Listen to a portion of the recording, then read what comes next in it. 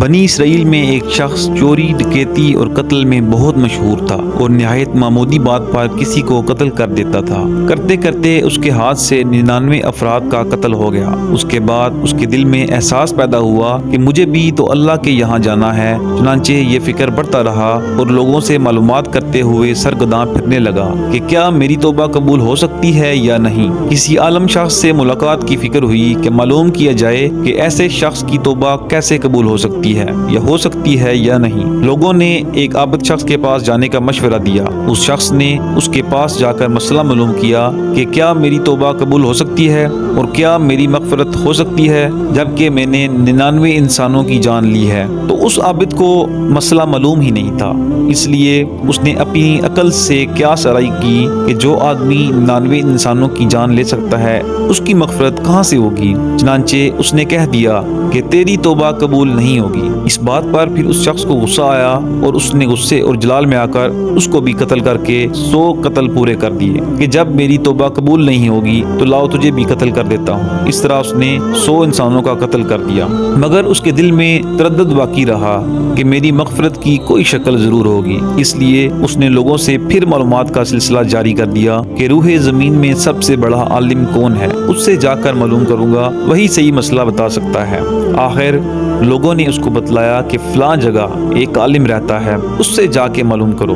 چنانچہ اس نے اس عالم صاحب کے پاس جا کر اپنی زندگی کی کارگزاری سنائی اور 100 آدمیوں کو کس طرح سے قتل کیا اور سارا کارنامہ سنا کر معلوم کیا کہ اب بتلائیے کہ میری توبہ قبول ہو سکتی ہے یا نہیں۔ کیا اللہ کے یہاں مجھ جیسے گناہگار کے لیے بھی مغفرت کا کوئی خانہ ہے؟ تو اس عالم صاحب کو چونکہ علم تھا تو اس نے بتلایا کہ تیرے گناہ معاف کرنے میں اللہ کے یہاں کیا رکاوٹ ہے۔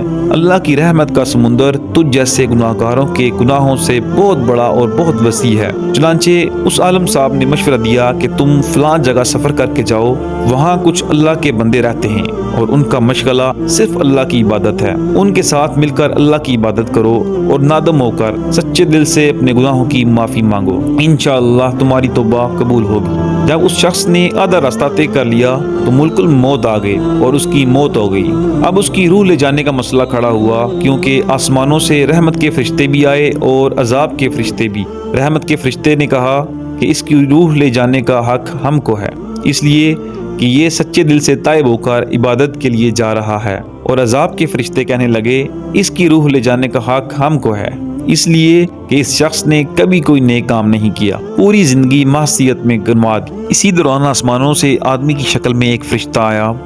بعض روایت سے معلوم ہوتا ہے کہ یہ آنے والا فرشتہ حضرت جبرائیل علیہ السلام تھے۔ چنانچہ اس فرشتہ نے تشریف لا کر ان دونوں طرح کے فرشتوں کے درمیان یہ فیصلہ کیا کہ دونوں طرف کی مسافت ناپ کر کے دیکھ لو، جہاں سے آ رہا ہے اور وہاں کی مسافت قریب ہے یا جہاں جا رہا ہے وہاں کی مسافت، لہٰذا جہاں کی مسافت قریب ہو اس شخص کو وہاں والوں میں شمار کر دیا جائے۔ چنانچہ دونوں طرف کی زمین ناپ کر دیکھی گئی تو جہاں جا رہا تھا وہاں کی مسافت جہاں سے آ رہا تھا اس کے مقابل میں صرف ایک بالشت قریب تھی۔ چنانچہ فیصلہ ہوا کہ مقام معصیت سے مقام عبادت صرف ایک بالشت قریب ہے، اس لیے رحمت کے فرشتوں کو اس کی روح لے جانے کا حق ہوگا۔ چنانچہ اللہ کی طرف سے اس کی مغفرت کا اعلان ہو گیا۔ حدیث قدسی میں آتا ہے کہ میں اپنے بندے کے ساتھ اس کے گمان کے مطابق ہوتا ہوں اور وہ مجھے جہاں بھی یاد کرے میں اس کے ساتھ ہوں۔ باخدا اللہ تعالیٰ اپنے بندے کی توبہ سے اس سے زیادہ خوش ہوتا ہے جتنی خوشی تم میں سے کسی ایسے شخص کو ہوتی ہے جس کا جانور بیابان میں گم ہو کر پھر اسے مل جائے۔ اور جو شخص ایک بالشت میری طرف آتا ہے میں ایک ہاتھ اس کے قریب ہو جاتا ہوں، اور جو شخص ایک ہاتھ میرے قریب ہوتا ہے میں اس کے قریب ایک با یعنی پھیلائے ہوئے دونوں ہاتھوں کے درمیان کی مسافت کے قریب ہو جاتا ہوں، اور جب وہ میری طرف چل کر آتا ہے تو میں اس کی طرف دوڑ کر آتا ہوں۔ اس سے معلوم ہوتا ہے کہ انسان جب بھی سچے دل کے ساتھ توبہ کرے گا تو اللہ تعالیٰ ضرور قبول فرمائیں گے انشاءاللہ۔ یہ واقعہ خصوصاً ان حضرات کے لیے حوصلہ افزائی اور معاونت کا سبب ہے جو کہ بڑے بڑے گناہ کر کے اب مایوسی کی زندگی گزار رہے ہیں، کیونکہ شیطان انہیں مایوس کرتا ہے۔ بہرحال گناہگاروں کو شیطان کی باتوں میں آ کر مایوس نہیں ہونا چاہیے، بلکہ اللہ کی رحمت سے اچھی امید کر کے سچی توبہ کے ذریعے اپنے آپ کو پاک صاف کر لینا چاہیے۔ اللہ تعالیٰ ہم سب کو عمل کرنے کی توفیق عطا فرمائے، آمین یا رب العالمین۔